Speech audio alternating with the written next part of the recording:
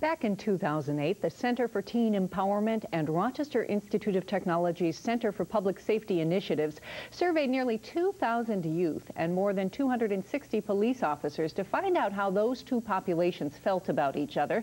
They followed up with focus groups, and what they found is troubling. It's no secret that these relationships are damaged.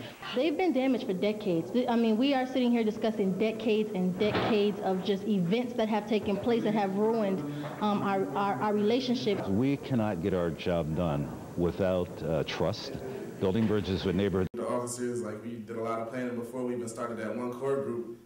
And I was real nervous. I didn't know what to expect. All I knew was we was going to be in a room, it's going to be some cops.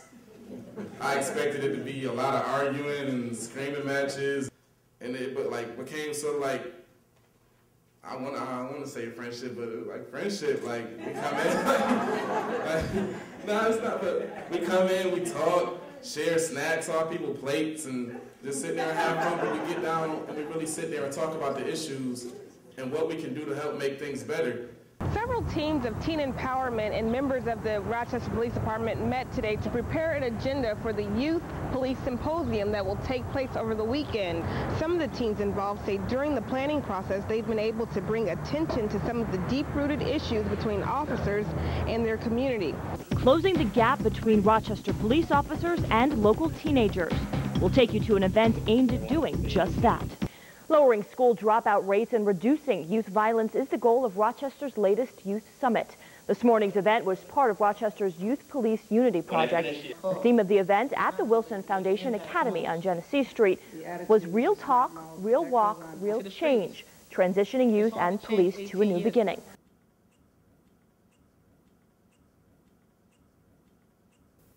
During my involvement with the current Youth Police Unity Project, I worked alongside and got to know a lot of great individuals, many of whom I probably had driven by 100 times where I work, but never met. I noticed that soon I was working with, rather than just around, other members of this group and gaining new insights that I wouldn't have been exposed to otherwise.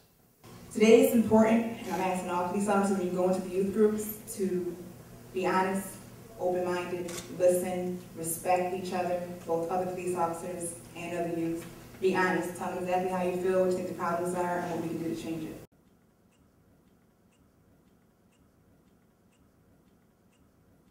So, did anybody find anything hard about this? You see a person that's not ready, instead of just throwing your issues at them, you wait, and you feel just like if that person going through something, you know what I'm saying? You see that right now ain't that time to get at them, you wait till that person was ready, and then, then you shot it over. So, now I'm going to turn it over to Eli and Nolan for the central convo. Oh, you got one. Essentially what we're going to do now is an exercise referred to as concentric convo. So if everyone can just stand up for a second. You're on the outside, and you'll be on the inside. I can't do it. Okay, so this activity is, I'm going to make a statement. And you're in front of your partner. I want you to shake hands, and introduce yourself to your partner. So, yeah, the first one, like I said, talk about the neighborhood where you grew up. What did you like about it, and what would you change? How you doing?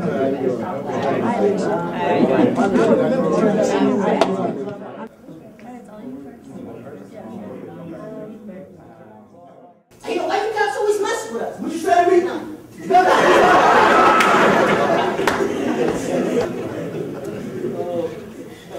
Who does this kid think I am? He don't know me. I risk my life every day, day in, day out, in his messed up neighborhood.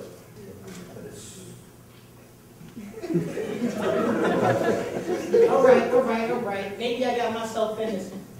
I really didn't have a problem with the cop. I was just trying to look good in front of J Money. Stop snitching! Stop snitching! Just 12! And never see me coming. And you want me to remain silent while lives continue to be lost to this senseless violence. What if it's me? Do I really want someone to pretend they didn't see? But what you fail to realize is, that's just how it has to be. And there's rules to this game. So stop snitching. Mind your business. Everybody know what happened, but nobody asking for a witness. Another report with no information. You say stop snitching, but with the city we live in, either you stand up for the cause or you're sitting killing. We got crime levels rising, but nobody's saying what's going on or even paying attention.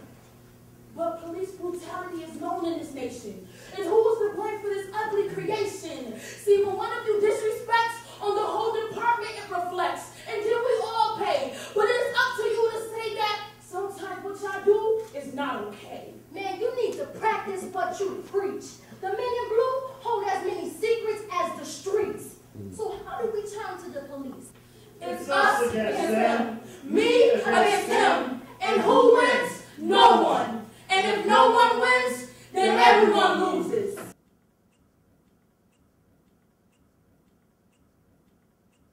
I was hesitant because I have had, seen, and heard of very few positive police encounters throughout my life. Despite what the situation may be, most officers respond to things in a way that is sarcastic, nonchalant, and very rude. Now, I come from a very different background than the teenagers I deal with every day on the streets. I was fortunate. As a police officer, we often see people at their worst.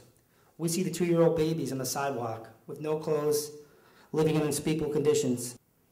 Police officers have a front row seat to the worst of society and the destructive cycles that many of these children are born into. That 14-year-old carrying the gun down North Clinton Avenue was at one point that 2-year-old that we saw standing naked on the sidewalk.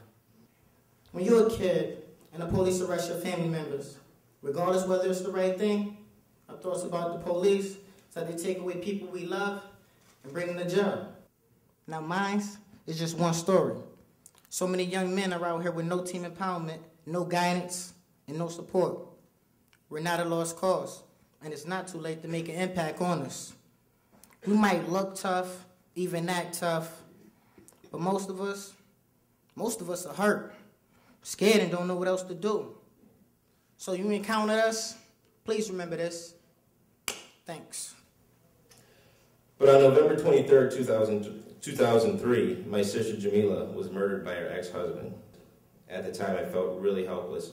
And it really hit home to me how violence can disrupt families and life. I knew at that point I wanted to be a police officer and be out there on the streets. The reason I'm telling you about my sister is to share with you that we, the police, are people who have families, stories of lost loved ones, and feel emotional pain just like you.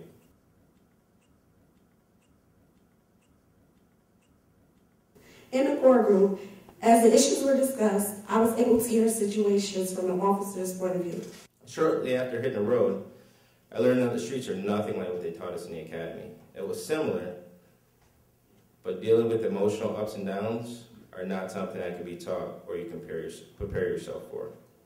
The crime scenes, the deaths, watching someone take their last breath, children dying, fatal accident scenes. It is not easy to be an officer in the city of Rochester. An officer may be called to a domestic violence scene, then called to a murder scene. Sometimes there are no breaks in between, creating stress and even emotional trauma. On the flip side, the way the officers sometimes respond to people in situations aggressively can create emotional trauma for adults, teens, and children.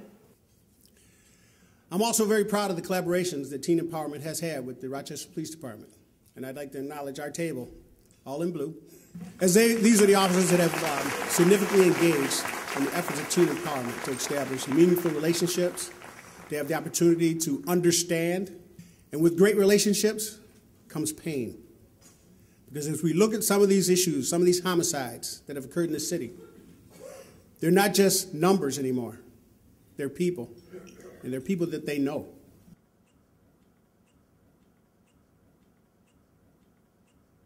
Hello, everyone. My name is Nolan Wingard, and I'm 25 years old. I grew up in a village of about 500 people outside of Utica, New York, and never really lived or spent any time at all in an urban community.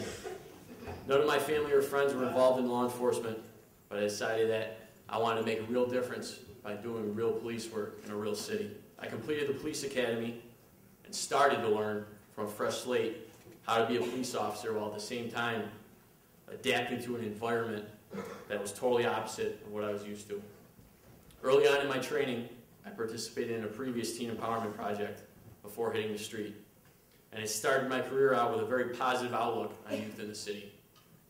At the same time, I was exposed firsthand to the effects that poverty, drug addiction, and domestic violence can have on lives of young people surrounded by them through no fault of their own. This experience also highlighted some areas that I needed to personally improve on to do a better job of relating to the people I'd be assisting day to day. Once I began patrolling, I often found myself reflecting on this experience, which served as a counterweight against the constant hostility displayed towards me by many people in the area I work while I'm just trying to do my job, improving the area that I feel personally responsible for. My work with the youth that are part of the Unity Project has given me a better understanding of the most important portion of the community I serve. I feel that this greater level of understanding has made me a more balanced, empathetic, and effective police officer.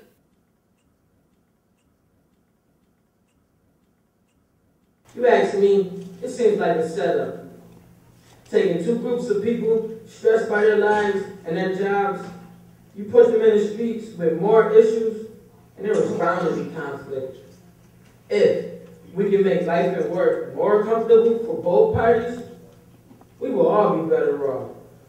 So, what do officers need? Emotional support to deal with the traumas and the stresses of their job? Manageable job schedules that don't overstress them? To be stationed in the same neighborhood so that they know us and feel more comfortable with us? Or just training with us so that they have connections and understanding of different cultures of which we come from, and how to communicate effectively with us. What I think that the youth may need, they need emotional support to deal with the trauma and stress of their daily lives, to be heard, to have a voice so that they can help solve issues in our city, a school system that cares for them and prepares them for the future, stability, comfort, and support in their homes and community, jobs and job training, as well as readiness, because a lot of these kids have to pay bills at home as well, to understand their rights and how to interact with police officers when they are stopped by us. If RPD makes some of these things happen, then maybe, just maybe, next time an officer runs into someone like me, they will know how to use those skills effectively. With some of these things in place, I know that interactions will be different, and that the level of respect towards me and my fellow officers would change for the better.